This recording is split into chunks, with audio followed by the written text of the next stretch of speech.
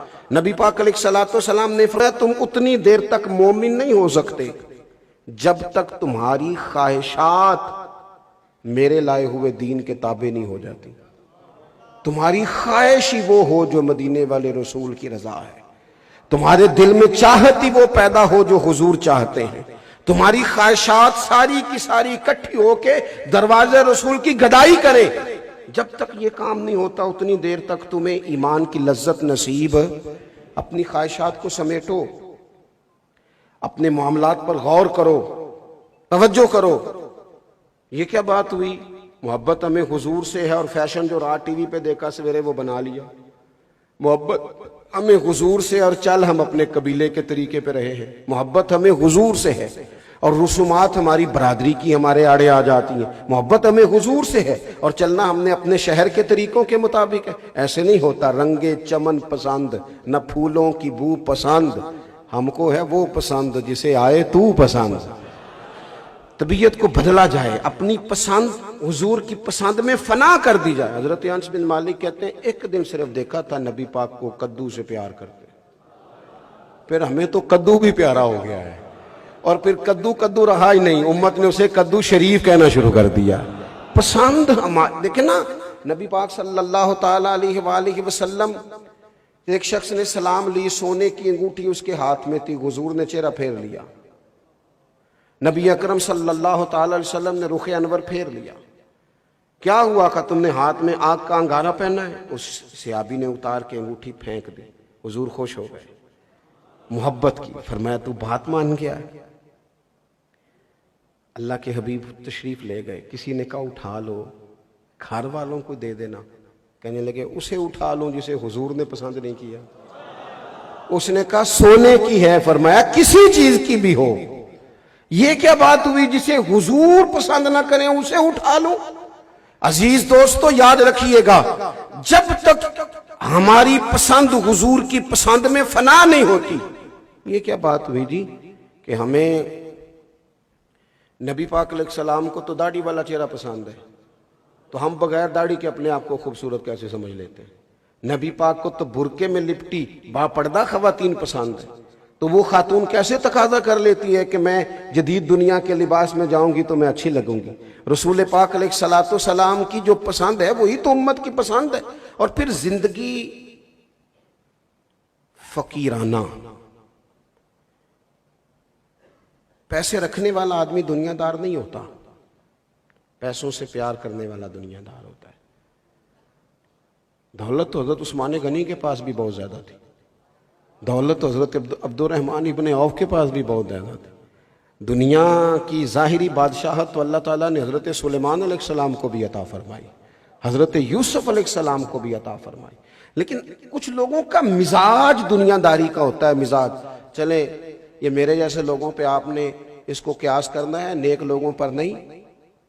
میں نے بعض پگڑیوں اور جبوں کے اندر بھی دنیا داری دیکھی ہے، میں نے بعض ایسی مسندوں پر جہاں بظاہر دین کا درس دیا جا رہا ہے ان کے پیچھے دنیا داری چھپی ہوئی دیکھی، دولت کا پیار دیکھا ہے۔ یعنی وہ لوگ جو آ کر ممبر پر کہہ رہے ہوتے ہیں کہ میں حضور کا بڑا غلام ہوں اور میں حضور کی نعت خوانی کر رہا ہوں، وہ اگر اسٹیج سے پیچھے اتر کے کمیٹی سے لڑتے نظر آئیں کہ تم نے تو 40 کہا تھا 35 کیوں دے رہے ہو، تو بھئی یہ آپ حضور سے محبت کی بات کر رہے تھے ابھی تھوڑی دیر پہلے۔ آپ کے مزاج میں جب تک فقیرانہ پن نہیں آتا، طبیعت میں فقیرانہ پن نہیں آتا، یعنی لہجہ آپ کا سادہ ہو، آپ کا مزاج فقیرانہ ہو، آپ کی طبیعت جو ہے وہ اس طرح کی ہو کہ جس طرح کی رسول کریم نے اپنی زندگی مبارک گزاری، نبی کریم نے۔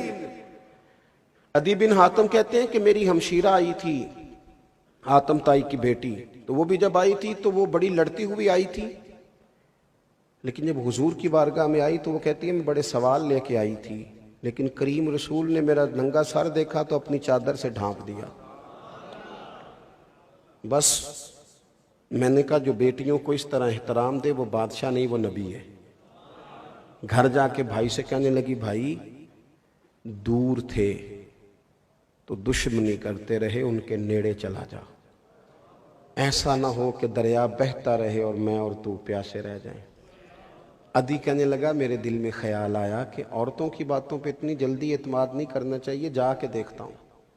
کہتے ہیں میں خود آیا، بادشاہ کا بیٹا تھا، ایک بادشاہ مزاج آدمی کا بیٹا تھا، بہت بڑے سخی، حاتم طائی کے لوگ مثالیں دیتے، میں اس کا بیٹا تھا۔ کہتے ہیں میں یہاں مدینہ شریف میں آیا، حضور کی سادی مسجد، ارد گرد سیدنا بلال حبشی جیسے لوگوں کا بیٹھنا، ان کے بیچ حضور کا کھانا کھانا، پہلی نظر پڑتے میں نے کہا یار یہ انداز نبیوں والا ہے، بادشاہوں والا نہیں ہے۔ لیکن پھر میرے دل میں خیال آیا ہو سکتا ہے بنگلہ بہت بڑا ہو، گھر بہت بڑا ہو، کوٹھی بڑی تگڑی ہو، تو کہتے ہیں کہ میرا خیال تھا گھر بھی دیکھوں۔ حضور ویسے عام طور پہ لوگوں کو گھر نہیں لے جایا کرتے تھے، ظاہری طور پر اتنی جگہ ہی نہیں تھی، گھر میں مسجد میں ملتے تھے، پر ادھی کہتے ہیں مجھے دیکھتے ہی کہنے لگے چل تجھے گھر نہ لے چلوں۔ کہتے میں حضور کے کاشانہ نور میں داخل ہوا، اور جب وہاں جا کے میں نے کیفیت دیکھی تو میں نے چٹائی، سادہ سا پیالہ، ایک پانی کا مشکیزہ، کریم خود میرے لیے کھجوریں اور دودھ لائے۔ کہتے ہیں وہ حضور کے پیوند لگے کپڑوں سے جب خوشبو نکلتی تھی تو روح کو تازہ کر جاتی تھی۔ حضور کا وہ سادہ گھر پر نورانیت کے جلوے ایسے تھے کہ گویا فرشتے آ رہے ہیں اور جا رہے ہیں اور درود پڑھتے جا رہے ہیں۔ فرماتے ہیں رسول کائنات کی وہ ادائیں مجھے بھا گئیں۔ حضور نے فرمایا جانا نہیں، میں نے کہا حضور اب کس نے جانا ہے، تو آپ مجھے کلمہ پڑھا دیں۔ تھوڑا سا نا ہم فقیرانہ زندگی کو ترجیح دیں، ہمارے جو ذاتی خواہشات ہیں نا اس نے ہمیں پریشان کر دیا ہے۔ کچھ لوگوں کا ذہن بن گیا ہے کھانا پینا ہے، سیریں کرنی ہے، اعلیٰ کپڑے پہننے، ان کی اس بے جا خواہشات نے کچھ لوگوں کو زیادہ غریب کر دیا ہے، کچھ مجبوروں کو اور مجبور کر دیا ہے۔ یعنی ایک شخص ساری رات اس لیے سفر کرے کہ میں نے 8 گھنٹے جا کے کہیں سے کپڑے خرید کے لانے ہیں، اور ایک ساری رات اس لیے سو نہ سکے کہ میں نے صبح بجلی کا بل دینا ہے، ایک اس لیے نہ سو سکے کہ اے سی بند ہے، اور ایک سیلاب زدہ لوگ اس لیے نہ سو سکے کہ کہیں یار وہ پانی میں سے کوئی سانپ نکل کے ہمارے بچوں کو ڈاسی نہ دے۔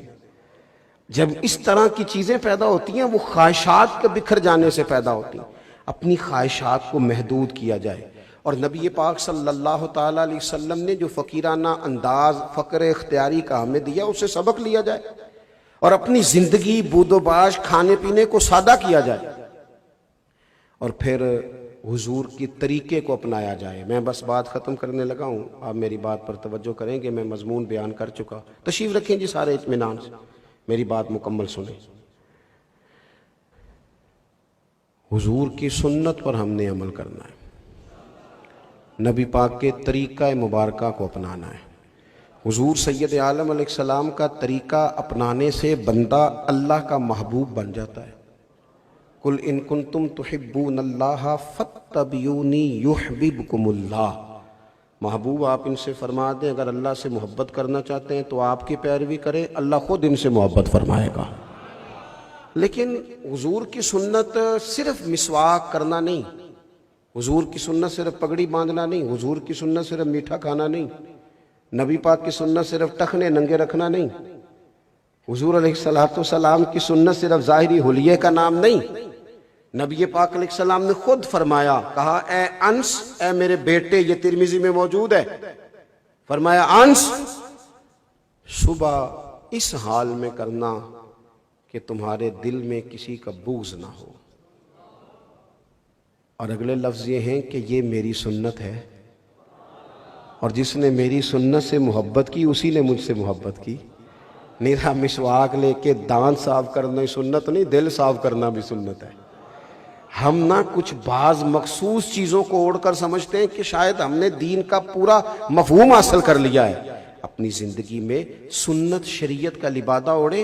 حضور کی جو سنت شروع ہوتی ہے نا، حضور کی جو پہلی ادا لوگوں کے سامنے آئی وہ تو صادق اور امین ہونا ہے۔ سب سے پہلے تو اس تعارف سے لوگوں نے حضور کو پہچانا ہے۔ ہمیں پورے طور پر حضور کی سنت اور شریعت کو اپنانا ہے۔ 12 ربیع الاول شریف کو نا آنے سے پہلے جس رشتہ دار سے ناراض ہونا اسے فون کر کے کہنا یار حضور کا میلاد آ گیا، تجھے مبارک بھی ہو، میں نے تجھے معاف کیا تو مجھے معاف کر دے۔ اور دوسری بات یہ کہ چھوٹی بڑی عید پہ بیٹیوں کو عید دیتے ہو یا نہیں دیتے، ربیع الاول پہ بیٹی کو فون ضرور کرنا، بہن کو عید ضرور دینا، گھر والوں کو کپڑے خرید کر کے دینا ان موقعوں پہ نا۔ اور میلاد شریف جہاں جہاں بھی ہوتا ہے، پھر وہی بات مجبوری ہے، مجھے ہر جگہ کرنی پڑتی ہے، اس کو بھی امیروں کی محفل نہ بناؤ۔ غریبوں کے حصے میں چنے والے چاول کا شاپر آئے اور مولوی صاحب، پیر صاحب، خطیب صاحب، فلاں صاحب، وہ پھر جناب تگڑے کھانے کھائیں، وہ تو کھاتے ہی رہتے ہیں۔ چلو میلاد شریف پہ تو زیادہ بوٹیاں ڈال کے پرات میں چاول کسی غریب کے سامنے رکھو نا، جس کے بچے سارا سال بوٹیوں سے لڑتے ہیں، تو وہ جب دیکھ کے ان کو بچہ، غریب کو صحیح کھانے کا طریقہ نہیں آتا، اس لیے کہ غربت نے میرے بچوں کو تہذیب سکھا دی، اب سہمے ہوئے رہتے ہیں، شرارت بھی نہیں کرتے۔ غریبوں کو کھانے کے طریقے نہیں آتے، کیونکہ زیادہ بھوک لگتی ہے تو پھر طریقے ویسے ہی بھول جاتے ہیں۔ تو ہو سکتا ہے وہ بچے دونوں ہاتھوں سے کھائیں اور اپنے ابا سے پوچھیں بھی کہ ابا جی سانتے انیاں بوٹیاں کدے نہیں ملیاں؟ تو میرا گمان ہے کہ والد رو پڑے گا، کہ گا پتر آج نہیں تو کو ڈکن لگا، آج میرے نبی پاک دا میلاد ہے۔ لیکن مہربانی کرو یہ بھی آپ، وہ ایک اور بھی کیس آج کل چلتا ہے، پرائیویٹ محفل۔ میں نے کہا وہ کون سی ہوتی ہے جی؟ وہ جس طرح وہ سیاسی افطاری نہیں ہوتی کہ وہ جن کو ہم بلائیں گے وہی آئے گا۔ اگر تم نے اس کو بھی وی آئی پی اور وی آئی پی کلچر میں لے جانا ہے تو پھر باقی بچا کیا؟ خدا را اس کو اصل بنائیں، حسن پلائیں۔ اللہ تعالیٰ مجھے اور آپ کو توفیق عمل عطا فرمائے۔